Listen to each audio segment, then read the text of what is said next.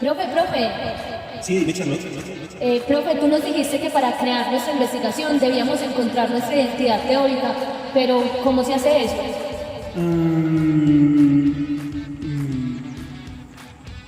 ¿Qué clase de cosa es una identidad teórica? Saludos.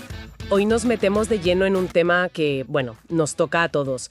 ¿Cómo ha ido cambiando la forma de entender la educación? Y sobre todo, ¿a qué desafíos se enfrenta hoy? Tenemos como guía un ensayo académico muy interesante de Santos Berlinton Rengifo Ortiz. Hace un repaso, bastante exhaustivo de las grandes corrientes pedagógicas de la historia. Exacto. Un recorrido necesario, diría yo.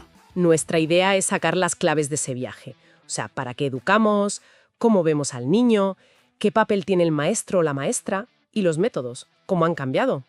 Vamos a ir desde la ilustración hasta hoy mismo, para entender mejor dónde estamos parados. Pues venga, vamos a ello. Empezamos entonces por esa primera gran época, el siglo de las luces, que bueno, conceptualmente llega hasta el siglo XVIII más o menos. El ensayo destaca a varias figuras que fueron realmente transformadoras. Sí, y es que es imposible no empezar por Juan Amos Comenio. A menudo se le llama el padre de la didáctica, ¿no? Eso es, del arte de enseñar. Claro. Y su visión, bueno, para su tiempo era rompelora. Hablaba de una escuela práctica sin malos tratos. Fíjate. Sin malos tratos, ya en esa época. Ya ves. Buscaba una educación que fuera más allá de la memoria pura y dura, que se entendiera como un proceso de toda la vida y que integrara la creatividad, que uniera teoría y práctica. Es muy llamativa su insistencia ya entonces en eliminar los castigos físicos Increíble. y en ver la educación como un camino hacia la paz. Algo que luego, resonará en otros pensadores. ¿Y el papel del maestro para Comenio? Por eso Comenio creía firmemente que el maestro debía conocer a fondo lo que enseñaba y, muy importante, asegurarse de que lo básico estuviera bien asimilado antes de seguir. Decía que la docencia era el oficio más noble. Su método intentaba imitar a la naturaleza, el tiempo adecuado, el objeto de estudio, el método correcto. ¿Y cómo aprendemos naturalmente, según él? Pues por inducción, por observación, usando los sentidos y la razón. Proponía ir de lo conocido a lo desconocido. Y, fundamental, erradicar la violencia. Llegó a pedir incluso la obligatoriedad de la educación primaria. ¡Tela! Sí, lo fascinante es eso, ¿no? Cómo hace siglos, Comenio ya ponía sobre la mesa los principios de una educación activa, respetuosa. Significativa. Es que cuesta creerlo visto desde hoy. Y casi a la vez está Pestalozzi, otra figura clave que menciona el ensayo. Quedó solo en palabras, ¿eh? Fundó un instituto para huérfanos, el famoso internado de Yeverdon. ¿Cierto? Su gran idea era que la educación tenía que estar en contacto directo con el entorno del niño, un método que él llamaba natural y armonioso. ¿Y el objetivo final? ¿Para qué educar, según Pestalozzi? Pues para formar personas íntegras, completas. No era solo cuestión de conocimientos, también el desarrollo social, moral, físico e incluso laboral. El ensayo dice que incluía hasta tareas agrícolas. Qué curioso. Veía el aprendizaje como un camino natural que el niño recorre con su propio esfuerzo. Aquí se nota la influencia de Rousseau, claro. Claro. Y por eso, para Pestalozzi, el maestro necesitaba una preparación, muy buena. No tanto para meter conocimientos a la fuerza, sino para guiar ese desarrollo integral. ¿Y su método? ¿Cómo era? Muy práctico. De experimentar, observar, medir, dibujar, escribir. Siempre de lo simple a lo complejo. Y le daba muchísima importancia al juego. Pero, ojo, un juego orientado. Aquí es donde ves esa conexión tan fuerte entre educar, el entorno real y el desarrollo total de la persona. Muy interesante. Y ya que lo mencionas, Rousseau es fundamental en esta época. Su foco estaba en formar al hombre natural. O sea, en enseñar a vivir en libertad. Para él, la educación tenía que estar pegada a la naturaleza y al contexto concreto del niño. Tenía una visión muy particular del niño, ¿verdad? Sí. Lo veía como un ser que vive en un mundo propio. Un mundo que hay que entender para poder potenciar sus saberes. El papel del maestro entonces no era imponer, era entender ese mundo infantil, hacerse cargo de los deseos del niño y dejar que aprendiera guiado por la necesidad de las cosas, por la realidad misma, más que por la autoridad del adulto. Un método natural, entonces. Totalmente. Natural, integral, basado en la razón, donde la naturaleza iba marcando las etapas. El ensayo también habla de Kant, aunque más de pasada. Su perspectiva era más sobre desarrollar la capacidad de usar el propio entendimiento, ¿no? La autonomía del pensamiento. Exacto. Veía la educación orientada al servicio, a la colaboración social. Creía que el niño necesitaba ser cultivado y civilizado, pero para desarrollar su potencial en sintonía con la naturaleza. Kant hacía una distinción curiosa. ¿Cuál? Entre el instructor, que enseña para la escuela, y el ayo. Ah, sí, el que educa para la vida. Eso es. El objetivo del maestro era enseñar a pensar críticamente y a elegir lo bueno. Defendía la experiencia como camino al aprendizaje. Las escuelas públicas y una educación experimental, razonada, lejos de la simple repetición mecánica. O sea que, si intentamos resumir esta primera era... Pues mira, el ensayo cita a Manacorda para explicar una transición clave. Con la invención de la escritura, se pasa de lo oral a lo escrito, y eso hace que nazcan las primeras escuelas. Pero, ¿qué pasaba en ellas? Pues que predominaba lo que llama el modelo transmisionista. El típico, yo hablo, tú escuchas y repites. Básicamente, el profesor dicta, los alumnos repiten y memorizan. Los contenidos eran la información y habilidades heredadas, y una moral basada en reglas fijas. Así que vemos una tensión clara, ¿no? Sí, entre esa tradición de transmitir sin más. Exacto. Y por otro lado, estas nuevas ideas de Comenio, Pestalozzi, Rousseau, que pedían un aprendizaje activo, basado en la experiencia, en la naturaleza del niño. Y esa tensión nos lleva directos a la segunda gran etapa que analiza el ensayo. La llama Edad de Oro o Momento Pedagógico.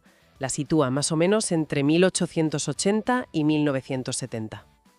Es un periodo donde, según cita el texto a Carvajal, la pedagogía, la ciencia de la educación, entra ya de lleno en el sistema, buscando unir teoría y práctica. Y el foco cambia radicalmente.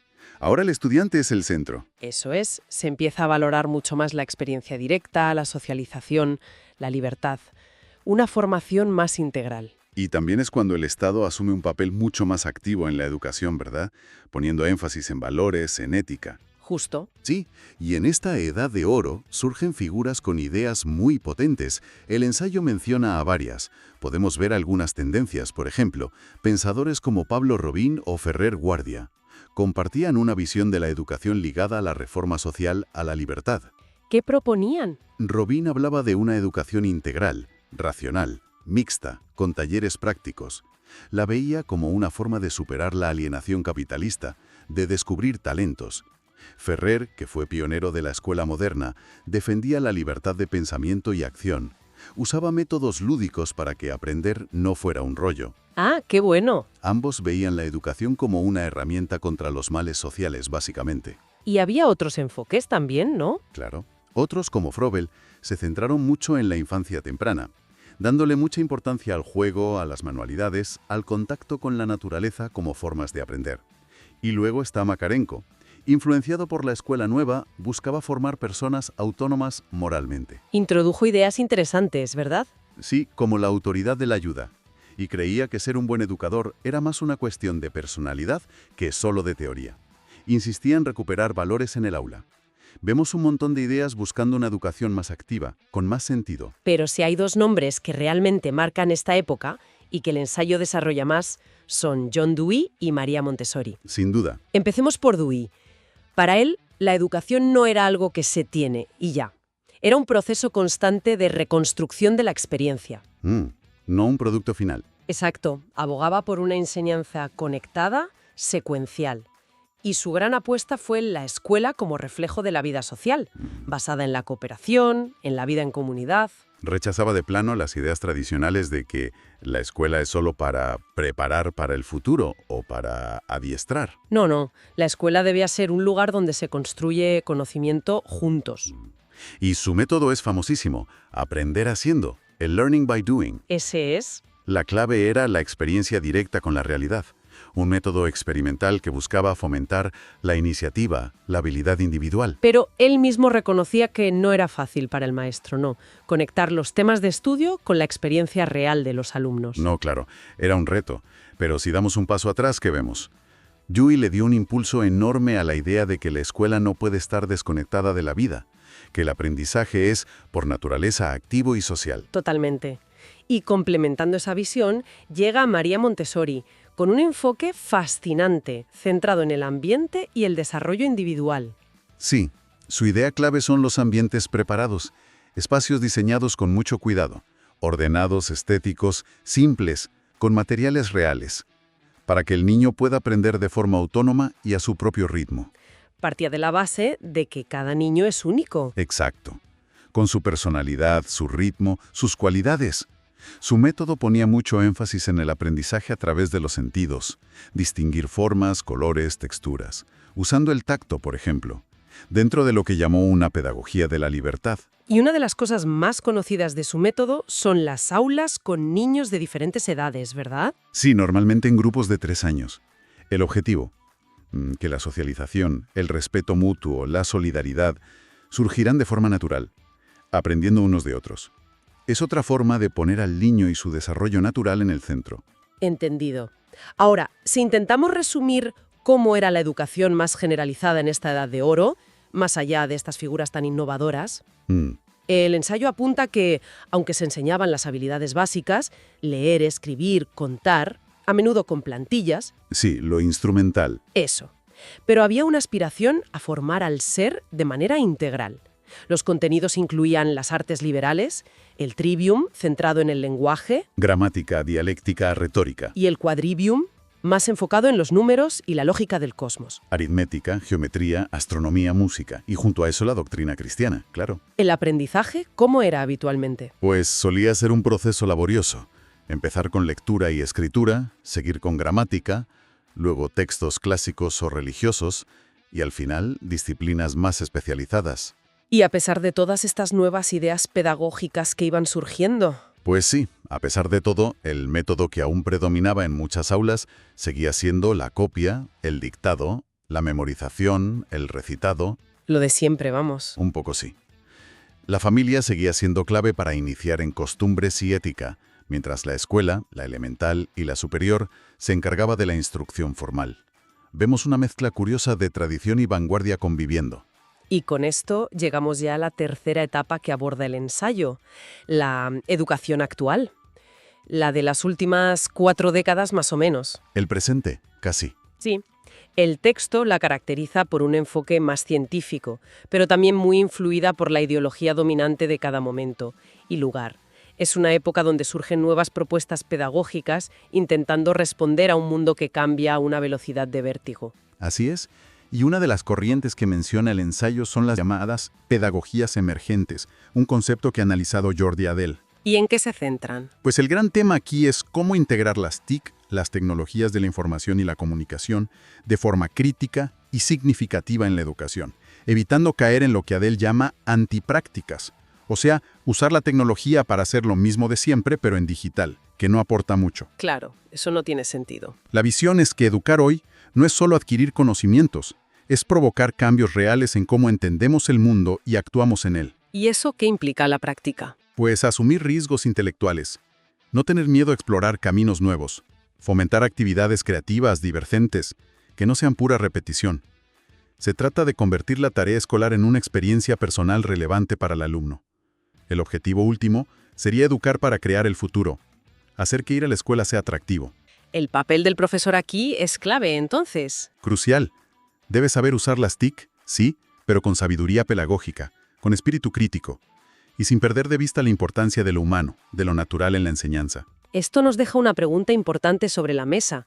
¿Cómo logramos esa integración tecnológica sin deshumanizar la educación? Es la gran pregunta, ¿sí? Otra perspectiva que recoge el ensayo es la educación de la esperanza, asociada a Pilonieta. Su concepto clave suena un poco complejo. Modificabilidad estructural cognitiva. A ver, ¿qué significa eso en cristiano? Pues en esencia, que nuestra forma de pensar, nuestra estructura cognitiva no es fija, que podemos modificarla profundamente a lo largo de la vida, y esto ocurre, según Pilonieta, a través de un acto humano mediador. El profesor como mediador. Exacto. El profesor se vuelve una figura fundamental, un mediador que ayuda a que ese cambio ocurra. Debe ser capaz de ver a cada niño individualmente, ayudándole a valorar sus propias capacidades y las de los demás. Desde esta óptica, el error, el riesgo, no son fracasos. Son oportunidades. Oportunidades necesarias para la reflexión, para ir más allá del conocimiento establecido. Interesante. ¿Y hay más propuestas actuales en el ensayo? Sí, menciona una tercera, educar en la era planetaria, vinculada a pensadores como Edgar Morin, Roger Motta. ¿Y qué objetivo tiene esta? Pues es a medio sor, comprender la condición humana en toda su complejidad y nuestra relación con el planeta. Para ello, dicen, necesitamos apertura mental, indagar en nuestra historia evolutiva para poder impulsar cambios. Proponen formar a las personas bajo un pensamiento complejo. ¿Qué es eso exactamente? Pues un pensamiento que sepa conectar las partes con el todo, que entienda las interrelaciones, se inspira en filosofías como la del buen vivir, buscando un equilibrio entre el bienestar humano y el del planeta. Trabajar por el presente, pero con la mirada puesta en construir un futuro sostenible. Claro, y hablando del presente y el futuro, inevitablemente el ensayo tiene que abordar la relación entre educación y globalización. No queda otra. Señala algo que vemos todos los días, la necesidad de que los aprendizajes se pongan en contexto, que no sean solo datos memorizados sin más. Los exámenes de Estado, por ejemplo, intentan reflejar esto. Citando a Mejía, el texto describe el impacto económico, la importancia del conocimiento tecnológico y la aparición de un nuevo perfil de trabajador, el trabajador multiusos, muy flexible, adaptado a las necesidades del capitalismo globalizado. Se argumenta que, sobre todo en contextos como el latinoamericano, se necesita un amplio abanico de conocimientos para poder, sobrevivir laboralmente. Hay que decir que esta es la perspectiva que Mejía aporta en el texto fuente, claro. Sí, es importante aclararlo. Y en esta línea, el autor del ensayo, Rengifo Ortiz, expresa ciertas preocupaciones. ¿Cuáles? Menciona cómo los sistemas educativos a menudo reciben influencias, directrices, de grandes empresas, de las políticas de turno o de organismos internacionales como la OCDE, el FMI. Ajá. La preocupación que plantea el ensayo es que esto pueda llevar a una pérdida de autonomía pedagógica, sobre todo en países en desarrollo. Claro. ¿Una homogenización? El texto describe el panorama actual, derivado de estas influencias, como no muy prometedor. Insistimos, estamos exponiendo las ideas y análisis presentes en el material que nos sirve de base. Por supuesto. Tras todo este recorrido histórico y este análisis del presente, el ensayo de Rengifo Ortiz llega a unas conclusiones clave. ¿Cuáles son? Primero, aunque reconoce las muchas transformaciones positivas, insiste en que hoy es crucial repensar la práctica y retomar el rumbo de la educación. Repensar y retomar el rumbo. Exacto. Segundo, reafirma algo que ya veíamos en los pensadores clásicos. El progreso de los estudiantes depende directamente de su participación activa, de sentirse protagonistas, de tener experiencias significativas y de aprender en espacios agradables. Nada nuevo bajo el sol, pero importante recordarlo. Totalmente. Tercero, nos recuerda que la necesidad de maestros que comprendan de verdad al niño, que enseñen a pensar por sí mismos y que otorguen libertad, no es una idea nueva, ya estaba en los orígenes de la pedagogía moderna. Ya lo vimos con Comenio, Rousseau. Ahí está. Y cuarto, destaca qué métodos han demostrado ser consistentemente efectivos a lo largo del tiempo. Usar la naturaleza, la experimentación, la libertad en el aula, el famoso aprender haciendo. Y todo aquello que convierta al estudiante en un creador activo de su conocimiento. Y a partir de ahí, el ensayo dibuja un mapa de los desafíos más urgentes que enfrenta la educación hoy. Que no son pocos. No. Estamos, como dice el texto, citando a Bauman, en un tiempo líquido. Una transición compleja donde el impacto brutal de las TIC y los contextos sociales, que cambian sin parar, nos obligan a repensar constantemente cómo enseñamos. Es agotador casi. Se plantea la necesidad imperiosa de volver a una educación centrada en el ser, en los valores, para que las personas recuperen su identidad y tengan claridad sobre su presente y futuro. Y esto exige, según el ensayo, reestructurar casi todo. Métodos, contenidos, objetivos, modelos de aprendizaje, poniendo siempre el contexto real en el centro de la ecuación. La lista de retos es larga, pero podemos agruparla, ¿no? Sí. Se pide retomar el diálogo real y organizado en el aula, donde se puedan expresar dudas y saberes sin miedo. Fundamental. Se necesita ofrecer una educación que combine estímulo, comprensión, creatividad, pero también orientación y acompañamiento cercano. Y eso implica que los maestros deben reinventarse. Ya no son meros transmisores. Son mediadores creativos, guías que ayudan a descubrir potenciales. Hay una urgencia, señala el texto, por retomar la formación en valores, ética, moral, como respuesta a problemas sociales graves. Desintegración familiar, falta de oportunidades. Exacto. Además, se reclama una educación diseñada pensando en las necesidades reales de cada individuo, no solo en cumplir con los requisitos administrativos. Y que esté conectada con la actualidad. Que no sea un ente abstracto.